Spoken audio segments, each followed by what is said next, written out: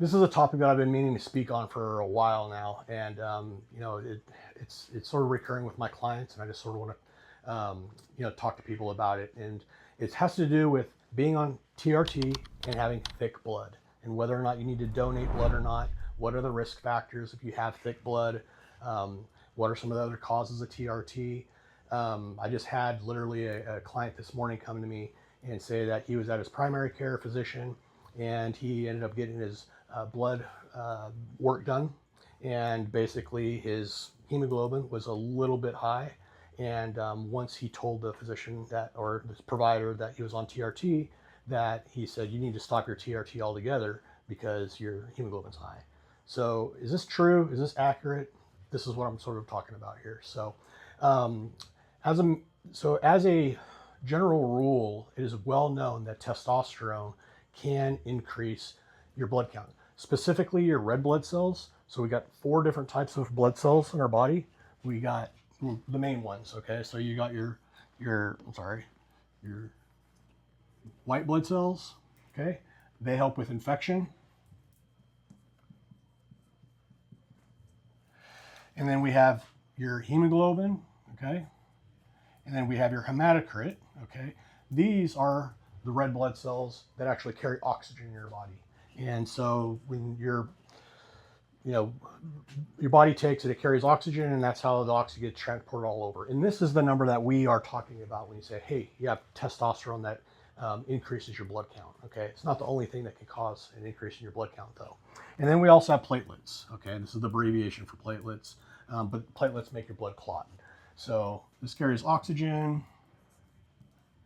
and this helps your body clot if you get stabbed or shot or fall down and skin your knee, okay, whatever.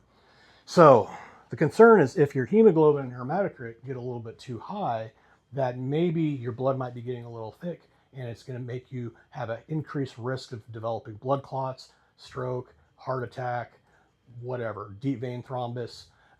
So I'm going to sort of go over some of the things that, you know, I sort of think through as a provider and when we take care of our clients, and just sort of provide a little bit of education as where the research originated from, where it is now, and how to sort of interpret some of those things. So if you have a blood count that comes high, and coincidentally, this patient that actually came in, his blood count was actually elevated, his hemoglobin and hematocrit were elevated when he first came to me before he was ever on testosterone, okay?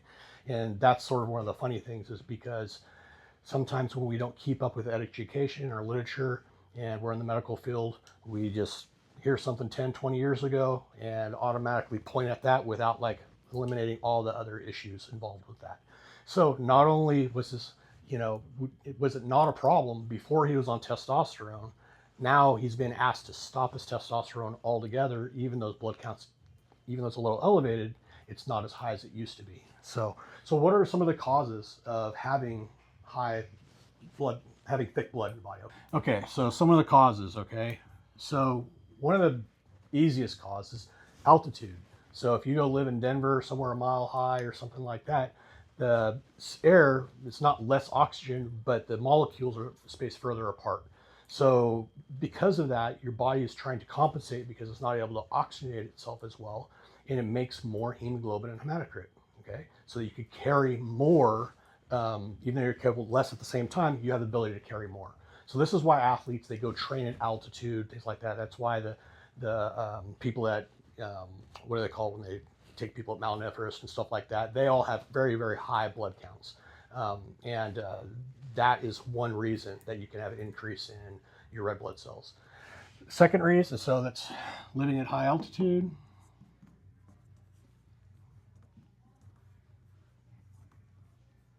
Okay. Another reason, smoking.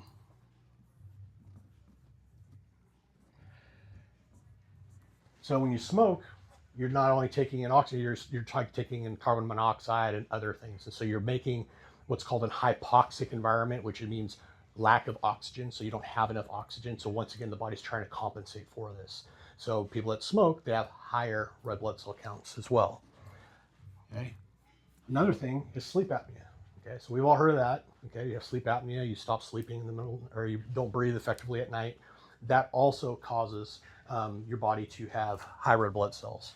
And so call it OSA for obstructive sleep apnea. Okay. Another thing would be certain critical illness. Specifically lung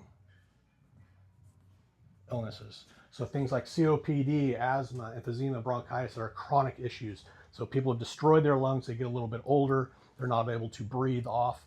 They're not able to breathe off their CO2 as well, but they're also not able to oxygenate their body as well, so their body makes more red blood cell count, okay? And then the last thing, there's a million other things. I'm not gonna go, these are the main ones we go. But there's idiopathic reasons, certain cancers and things like that can cause that. But then also certain medications.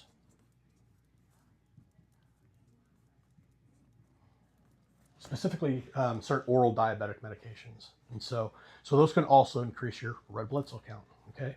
So knowing this, okay, that, hey, there's multiple things that we're sort of looking at in order to determine, okay, is this a testosterone issue or is this not an issue? And is it different? And so when they do these studies to talk about, hey, you know, why are these people that have higher blood count getting more blood clots and detrimental issues like that? It's because they actually have other, what we call comorbidities. They have other issues that's involved that actually cause the body to make some of those blood clots. So living at high altitude, they've actually done studies in research that people that live at high altitude, they don't have any other medical problems, but their blood count is higher, they don't have any increased risk of blood clots. So that in itself shows that, hey, just alone having a high hemoglobin, okay, or having thick blood does not make you at a higher risk of developing blood clots, okay? Smoking, okay, so smoking itself, that's a whole other risk factor. When you are a smoker, you have increased levels of CO2, you have inflammatory issues, and more likely you're not taking care of your body in other ways as well, and then puts the body in what's called a hypercoagulable state, which means that your body wants to clot, okay, it just wants to clot more and more and more. So these people are actually also not only at risk for smoking, for a whole bunch of other, you know, diseases. I mean, we know heart attack, stroke, you know, those are all things that have to do with atherosclerosis and clotting, okay? So these are all people that were involved in those studies that showed that, hey, high hemoglobin causes you to blood clot. Sleep apnea. Sleep apnea, I'm gonna talk about that here in a minute too, after we get through that. But sleep apnea has its own whole set of issues. So when you're at night, lots of times, not always, it's associated with being overweight, but if you're not able to breathe in adequate amounts of oxygen or breathe out certain levels of the CO2 that you need to have that good exchange in your body, you're also going to be at increased risk of developing clots because of inflammatory processes and stuff like that. And then idiopathic medications, things like that. I didn't skip over the curl, but medications, that's also something to take into consideration, is that type 2 diabetics typically are not without other medical problems. So they're also going to have increased issues with, you know, risk when it comes to blood clots. And then critical lung disease, obviously emphysema, bronchitis, those kind of things, you're all gonna have increased risk. When somebody comes in the clinic and they have a little bit of increased risk of some of these things, the solution is not donating blood and it's not stopping their testosterone, it's fixing the underlying issue. So if you have sleep apnea, correcting that, if you're smoking, if you're on medications, figuring out ways to sort of adapt with that, but the actual underlying issue is what needs to be corrected. And if you just start taking blood and just assume that it's testosterone, that's gonna be a whole different thing. So let me see. All right, so let's just talk about testosterone. So when you administer testosterone, you are gonna have an increase in your hemoglobin hematocrit. But the evidence shows that that has a lot to do with dosing and how you dose it and how you administer it. Now, this is a consistently evolving space. As far as like how testosterone is administered. It used to be injections. We used to do injections like once a month, once every couple of weeks. Creams were oral. There's all sorts of different things. It's always shown that creams actually have a lower risk of increasing your blood count, okay, than doing injections. When you're doing a standalone injection for somebody on TRT, it's going to cause a big response to the body to want to overreact and start to produce more red blood cells, okay? Because that's not normal. It's not normal for, you know, Sunday to come along and say, hey, I'm gonna get all my testosterone for the whole week. But when they actually administer it on skin, then that's a very consistent. So it has to be administered every day. And we show, hey, those levels don't increase as much. We've seen this a lot more with pellets as well. The clients that are getting pellets therapy done, when they get the pellets, they stay in there. It's a nice, smooth administration of the medication over a period of months. You also don't see that risk as well. In our clinic, a lot of the injections that we do sub-Q dosing on a daily basis, so we also don't see those increased jumps in testosterone levels. We maintain a very flat levels, and we'll make sure that you don't have those increases in your hemoglobin, hematocrit, having thick blood and whatnot. All right, so, but one of the biggest reasons that we actually see for having high blood counts in our clinic is obstructive sleep apnea. Okay, so that's definitely something that needs to be addressed, and it's a bigger health concern. When I take sleep apnea and my clients, my men, anybody that has that issue, you just see a little bit more with men. We take that very seriously. And so what ends up happening is, I'm going to make this little, my art skills here. So we got the lungs, okay, that looks like something else, and we got your heart, but then we got this big vein that comes in here. I'm a horrible artist, but basically we call it lungs, heart. So the biggest problem with sleep apnea, I know I'm going on this little tangent off, but this is actually going to wrap itself around. Sleep apnea is a life killer in a variety of different ways. Number one, does it make you feel horrible, just in general, because you're not getting good quality sleep, but it does a couple of things to your body that are very detrimental to your heart, to your overall health and longevity. So what happens is, when you're having sleep apnea, it's not just I can't get in oxygen.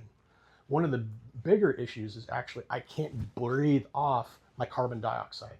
So we breathe in oxygen, we breathe out carbon dioxide, and even though it is a problem getting oxygen, the body's pretty amazing at compensating. It can do really well. You can survive at low oxygen levels for a pretty good period of time and still sort of function. But what happens is, when your CO2 levels rise, it does something within the body, and it's related to your blood pressure. So high levels of CO2 does, depending on where you are in your body, different things. So as far as your veins, we call it the peripheral vasculature. So our arms, our legs, chest, things like that. It's a vasodilator. Okay, so what that means is, like, you see somebody working out at the gym, they get big veins, they get a pump. It actually dilate your veins out when you have CO2 levels that rise. But the problem is, in the lungs, the opposite happens. So in the lungs, it's a vasoconstrictor.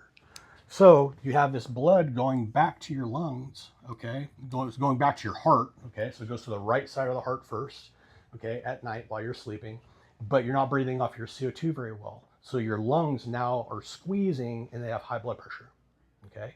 So what happens is, the blood that's trying to get from the right side of your heart is trying to get into your lungs, and it's going against a higher pressure. And so that puts more strain, more effort on the right side of the heart, and that can make the right side of the heart bigger. And it can also cause you to have a heart attack on the right side of your heart later, or have heart failure in general, okay? So what ends up happening with that is, the body's like, hey, I have high blood pressure. And so it signals other parts of the body, and the fastest thing you can do to make your blood pressure go down is go pee. So it activates your kidneys, makes you go pee. So lots of times what happens is, people wake up in the middle of the night, they're like, oh, I'll wake up to go pee. And but that's not really kind of like why they're waking up. They're waking up most of the time because maybe they stumbled themselves awake because they weren't breathing very effectively. The body's trying to correct for their high blood pressure. They happen to have to go pee because they're correcting for that, and they just don't think anything of it. They think, oh, I'm getting older in life, I'm just getting up and going to pee. It's not really the case. And then they're complaining, like, oh, I'm on testosterone, I'm on all these different things, but I still feel tired in the middle of the day, I'm still feel unrested in the morning. It's all sleep apnea stuff, okay? So if that's not corrected, you can end up having heart problems, okay? And end up having a heart attack later on in life as well. But it's also a cause of having a high blood count that is probably overlooked 80% of the time. And so that's definitely something that should be checked out. So as far as, like, if you have sleep apnea, like, how do you solve that problem? You gotta get a CPAP. You gotta get a mouth device. You have to, see an ENT or a sleep doctor, figure out how to get that fixed. Donating blood is actually just going to make that worse. And so if you are trying to compensate at night because you're not getting enough oxygen, and then now you go donate blood, And when you're trying to rest at night, now you already have sleep apnea. Now you have less blood to carry the little oxygen that you have. It just amplifies itself. And then now you're going to go donate blood. And when you have this big blood donation, okay, then the body's going to signal, hey, now I'm bleeding. Now I got to make more blood. And it turns into this, what we call a negative feedback. So now it's trying to produce more and more. And so when you, and then the problem too now is now when you're having repeated blood donations over a while, it will actually deplete your body of different things like iron. It could actually cause the cellular makeup to change, and there's a variety of other things that we don't want to have to donate if we don't have to. There are some medical cases where people have higher iron levels, and that's amplified by being on TRT. But the amount of people that donate is significantly less and less. I think that in our practice, less than 0.5% of our people actually donate blood without actually having some other kind of like medical issue involved with that. So that's the spiel on having high blood count, thick blood, whether or not you should have it donated or not. A lot of it, is all the underlying issues. So make sure that if you're working with multiple providers, that they're all on the same page, that they understand they're up to date on the latest research with what the actual numbers are. And just make sure that you're consulting with your hormone provider before you actually make any decisions to go donate blood, to stop your therapy. That's another thing is, hey, I'm going to stop my therapy on testosterone, so I'm going to be less able to want to work out, less motivated in life, less able to build muscle and burn fat, all the things that are going to cause you to have other risk factors that are actually going to cause you to have medical problems, as opposed to staying on something that you're actually deficient in and it's just not recognized by other providers as being essential to your health and good greater well-being.